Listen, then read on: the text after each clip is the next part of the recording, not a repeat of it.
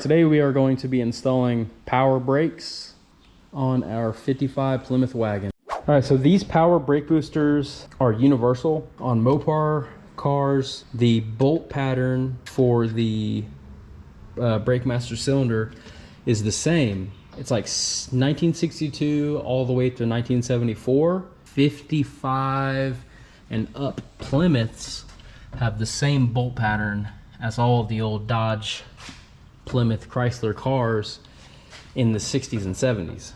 So like that master cylinder, for example, is from a 68 Dodge Charger. Very cheap, it was like 40 bucks, and it's just temporary because I was waiting to get this thing in. This cost me around $165, I believe.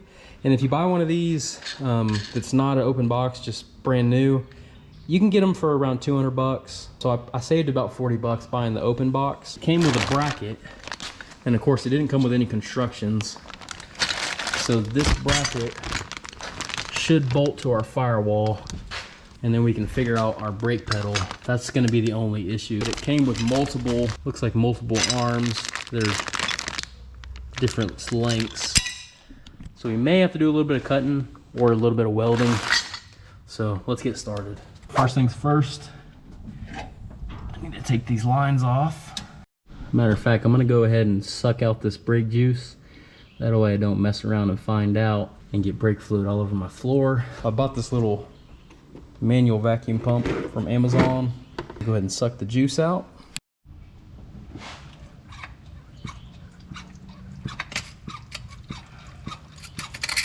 Put the cap back on. I can save this master cylinder, use it later. Undo our 4 bolts. Bip, bip, bip, bip. It looks like this rod right here is going to be our rod. So what we need to do is undo this bolt, remove the rod. But first, I'm going to go ahead and mount the bracket so we can find a rod that is the perfect length. All right, so I got the nut loose on our rod. We can go ahead and remove that. Now that that's removed, we can mock up our assembly to see if the rod or rods that we have are gonna fit. This is the rod that came on the assembly. We'll try this one first. Just go ahead and put 2 nuts on it.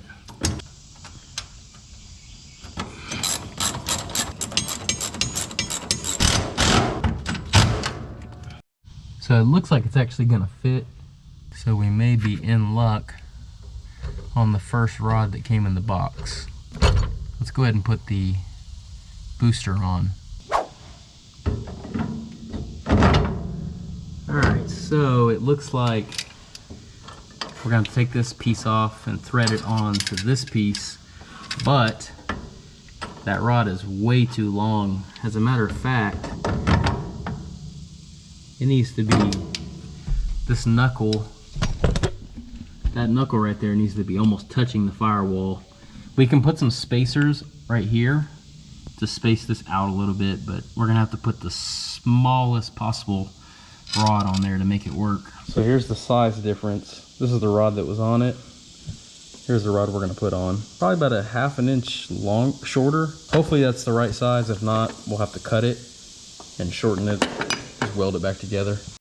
So fully bolted up.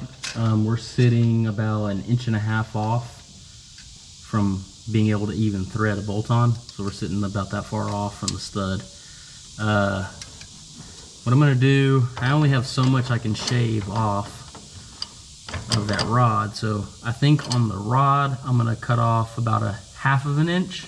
I can always cut this down to where nipple will sit further on. So we'll start with the rod first.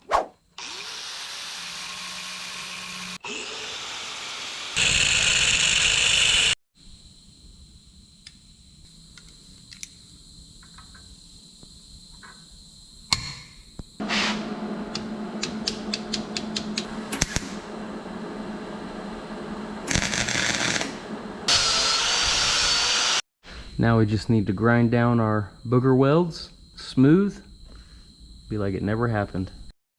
All right, that's what she looks like. Go ahead and throw some paint on it. Oh, check this out. My uncle gave me a freaking 5-gallon jug of WD-40. Don't have black. That's the color I painted the car. Should work. All right, so I put the customized rod on there. It's closer, but it's no dice. So what I did was I went to Ace Hardware, got me some longer bolts. So what I'm gonna do is I'm gonna stick these bolts through the firewall, and the kit came with these spacers. So what I'm gonna do is I'm gonna stick those in between the firewall and the mount, and that should bring the mount out further.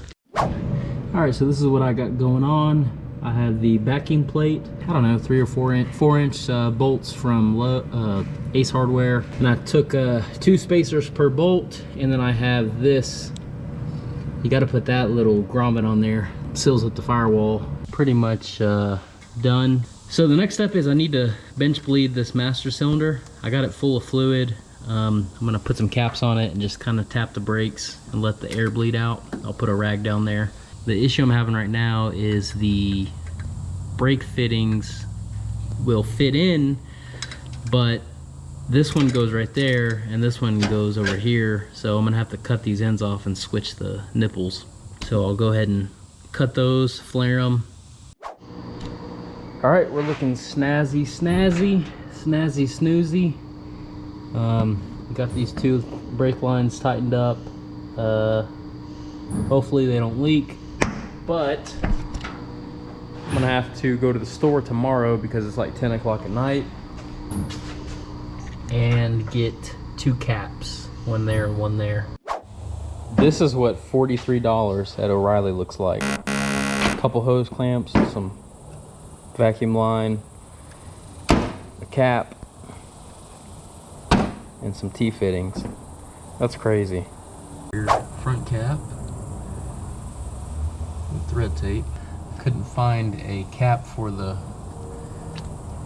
rear, so I'm gonna have to use this bolt, which is kind of sketchy, but whatever. I'll probably order a cap. That bolt kind of looks funny in there, but it'll do for now.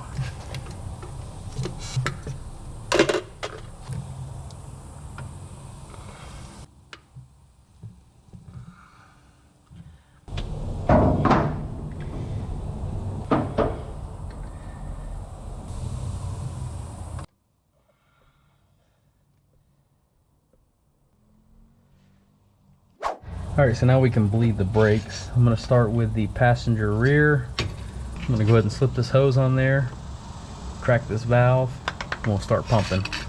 20 pounds on it. Close the valve. I'm gonna go top off the master cylinder.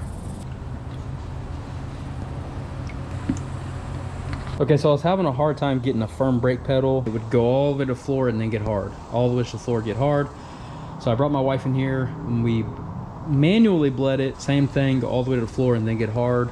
So the problem is I took my tape measure and I measured this little rod, pushed the brakes all the way to the floor, and it was barely making contact with the master cylinder. It would finally make contact when you just about got to the floor.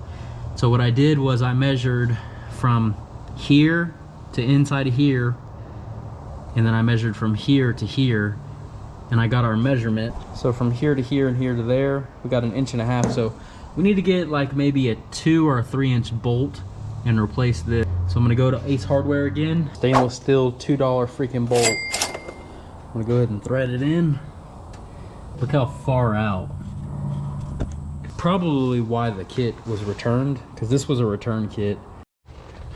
Oh yeah, there we go.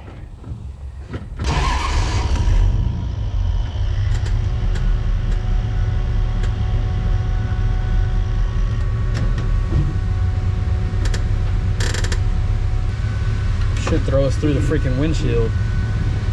Test drive time. I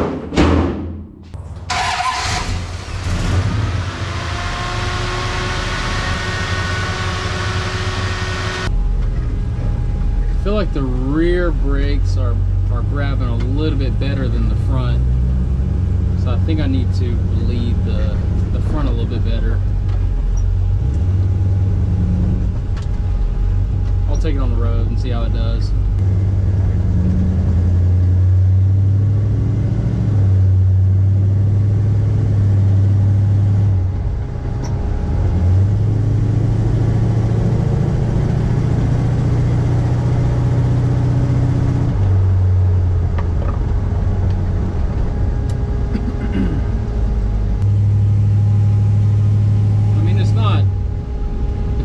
crazy.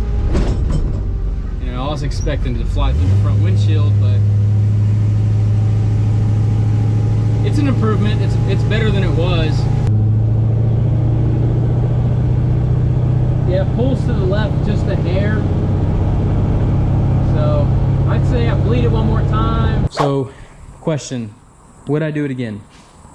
Absolutely. Now here's what I would change.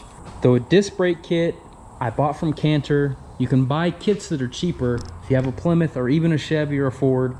What you should do, as much as possible, you should try to put together your own stuff. So find your own calipers, whatever those kits use. If they use Camaro calipers, find Camaro calipers. If they use Camaro rotors, use Camaro rotors. If they use Ford calipers, find Ford calipers. Just, if you can, with your specific vehicle, just buy the bracket and then piece together your system. It's going to be infinitely cheaper to do it that way. Another thing too, brake lines. I made all my own brake lines. I would recommend, you can buy copper coated brake lines from Amazon for $20 for like a 100-foot roll. You can buy the kit to actually put the fittings on. This right here, it's very, very simple to use. I have some videos on how to use it. This right here, I bought a couple rolls of this. It was like 20 bucks a piece, and it comes with all your fittings. It's 3/16. So the power booster, it looks really good. It's actually leaking right there. Oh, it's leaking from the top. So I'll probably just have it overfilled. That's another thing too, is I don't like these brake master cylinders that have this little cap on top. They always leak. You know, especially this one's kind of wobbly because it's got a lot of leverage. So I bought this on the cheap. You can pay around $200 for them. These fit a 1962 to 1974 or 1962 to 1973 Plymouth, Dodge, Chrysler, B, E, and A body, and the mounting pattern is the same on these old 55 and 56 Plymouths. So I had to do a little bit of finagling. Would I do it again? Absolutely. This was a deal because it was only 160 bucks. Even if they don't have return ones, you can find them for 180 bucks. It's a great deal.